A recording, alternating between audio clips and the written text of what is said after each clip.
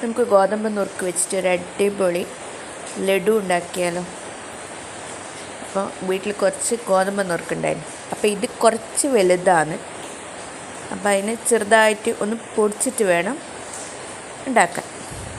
അപ്പം ഞാൻ മിക്സിൻ്റെ ചെറിയ ജാറിൽ കുറച്ചെടുത്തിട്ട് ഒരു കപ്പ്, അപ്പോൾ അത് നേരെ മിക്സിയിട്ട് അടിച്ചിട്ട് കുറച്ച് അധികമൊന്നും ആവില്ല, ഇങ്ങനെ പൊടിഞ്ഞൊന്നും പോകുന്നില്ല, അത്യാവശ്യം പൊടിയും അങ്ങനെ.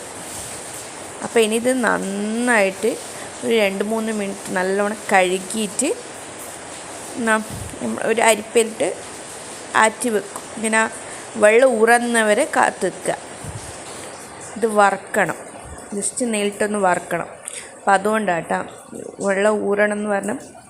അപ്പോൾ പാത്രം അടുപ്പത്ത് വെച്ചിട്ടുണ്ട്, കുറച്ച് ഒരു 2 സ്പൂൺ നെയ്യ് ഇട്ടിട്ടുണ്ട്. അതിൽ ഞാൻ ലഡുവെല്ലാം ഉണ്ടാക്കുന്നത്. അപ്പം കറുത്ത മുന്തി ജസ്റ്റ് ഒന്ന് ഇട്ടിട്ട് ഒന്ന് റോസ്റ്റ് ചെയ്ത് മാറ്റി വെക്കുന്നുണ്ട്. അപ്പം അതിലേക്ക് ഈ ഊറ്റി വെച്ച റവ ഇടുന്നു, ജസ്റ്റ് ഒന്ന് മൂപ്പിച്ചെടുക്കുന്നു, ഒന്ന് ചൂടാകുന്നവരെ. ആ നെയ്യിൻ്റെ മണവും എല്ലാം കിട്ടാൻ വേണ്ടിയിട്ട് ജസ്റ്റ് ഒന്ന് മൂപ്പിച്ചെടുത്തിട്ട് ഇത് വേവാൻ വേണ്ടിയിട്ട് ഒരു കപ്പ്, ഞാൻ എത്ര എടുത്തത് അളവ് അതിനെക്കാട്ടും കുറച്ചും കൂടുതൽ വെള്ളം എടുത്തിട്ട് സാധാ പച്ചവെള്ളം കേട്ടോ ഞാൻ എടുത്ത. കുറച്ച് ഞാൻ കളർ ആഡ് ചെയ്തിന്, ഒരു മഞ്ഞ കളർ ഇട്ടാൻ വേണ്ടിയിട്ട് ഒരു സ്വല്പം ചേർത്തിട്ടുള്ളൂ. അപ്പോൾ അത് നന്നായിട്ടൊന്ന് വേവട്ടെ. ആ സമയം കൊണ്ട് കുറച്ച് ഏലക്കപ്പൊടിയില്ലേ, ഞാൻ പഞ്ചസാരയിൽ ജസ്റ്റ് ഒന്ന് ക്രഷ് ചെയ്തത്, അപ്പോൾ അതും കൂടി ഇട്ടിട്ട് നന്നായിട്ട് കുറുകണം. ഈ ഒരു പകുതി പോലെ നന്നായിട്ട് കുറുകണം കേട്ടോ. അപ്പോൾ പഞ്ചസാര ഈ സമയത്താട്ടോ പഞ്ചസാര ഇടുക. അപ്പോൾ ഇതൊന്നും കൂടി മെൽട്ടാവും.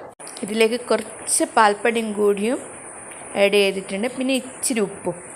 ഇത് നന്നായിട്ടൊന്ന് യോജിപ്പിക്കാം.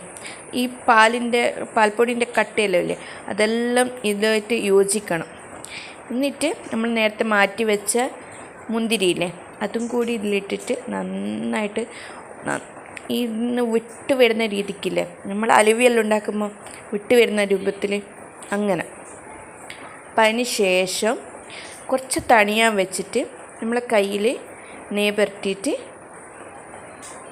നന്നായിട്ട് ഉരുട്ടി നമ്മൾ ലഡു ഉണ്ടാക്കുമ്പോൾ ഉരുട്ടൂലേ, അതുപോലെ ഉരുട്ടിയിട്ട് ഓരോ ഉരുളയാക്കിയിട്ട് മാറ്റി വെക്കുക. അപ്പോൾ അതിൻ്റെ അകത്തേക്ക് ഒരു മുന്തിരി നമ്മൾ ഇട്ടിട്ടില്ല, അതും കൂടി ഇട്ടിട്ട് ഇതേപോലെ ഉരുട്ടി വെക്കുക. അപ്പോൾ ഇത്രയേ ഉള്ളൂ, സിമ്പിളാണ്, അടിപൊളി ടേസ്റ്റാണ്. അപ്പോൾ ചിലർക്ക് ഇഷ്ടമാവും, ചിലർക്ക് കുട്ടികൾക്കെല്ലാം നല്ല സാധനം, കാരണം റവയല്ലേ. അപ്പോൾ കുട്ടികൾക്കെല്ലാം ഇഷ്ടപ്പെടുമെന്ന് വിചാരിക്കുന്നു. അപ്പോൾ ഇതുവരെ ട്രൈ ചെയ്തിട്ടില്ലെങ്കിൽ ഒന്ന് ട്രൈ ചെയ്ത് നോക്കുക.